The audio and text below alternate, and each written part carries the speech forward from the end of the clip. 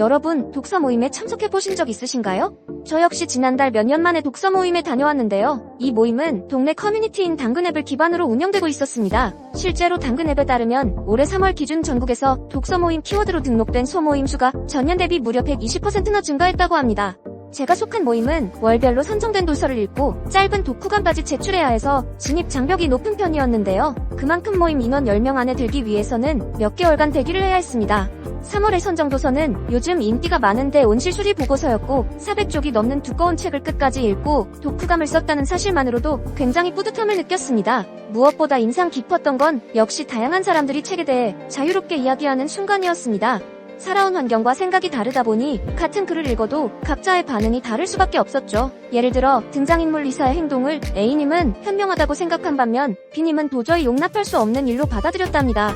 저는 소설 속에서 모두가 필요 없다고 말한 장면들의 필요성을 작가의 입장에서 설명하며 공감을 호소하기도 했습니다. 이렇게 2시간을 가득 채운 독서 모임에서 가장 좋았던 점은 서로 자유롭게 의견을 나누면서도 서로를 이해하려고 노력했다는 것입니다.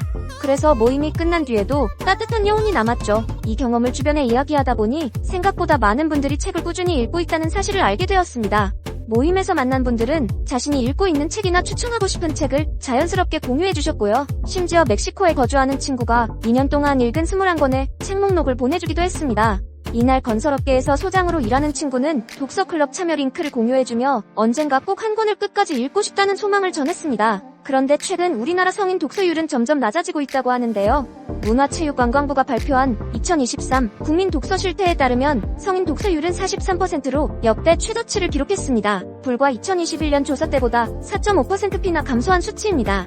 문체부는 이런 상황을 개선하기 위해 2028년까지 성인 종합 독서율을 50%로 독서량을 7.5권까지 끌어올리겠다고 발표했죠. 이를 위해 청소년을 대상으로 흥미 중심의 자유형 독서 프로그램과 독서의 매력을 높이는 캠페인도 계획 중이라고 합니다. 지난해 10월 한강 작가가 노벨문학상을 수상하면서 한강 우유국이라는 말이 유행했는데요. 동시에 휴대폰과 유튜브 쇼츠에 익숙해진 현대인들이 독서를 멀리한다는 비판의 목소리도 커졌습니다. 저 역시 한강 작가의 노벨상 수상 한 달이 지나서야 소년이 온다를 읽게 되었습니다.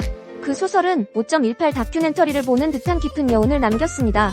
하지만 만약 기자, 생활초년 시절에 이 책을 읽었다면 과연 같은 감상을 느꼈을지 의문이 들었습니다. 바쁜 일상 속에서 과연 책의 내용이 머릿속에 남았을까요? 그래서 책을 읽는다는 건 단순한 취미 그 이상일지도 모릅니다. 최근 애독자들 사이에서는 비독자를 정죄하기보다는 연예인 장원영 씨의 사례를 들려주는 것이 독서 습관을 기르는 데 더 효과적이라는 평가가 많습니다.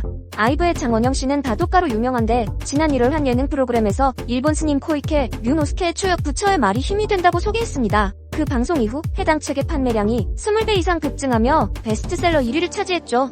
주변 지인은 장원영 씨가 마음을 지키기 위해 책을 읽는 것 같다고 말하며 얼마나 힘들면 그런 책을 읽었겠냐는 이야기를 전했습니다. 그러면서 필요하면 누구나 다 읽게 되어 있다.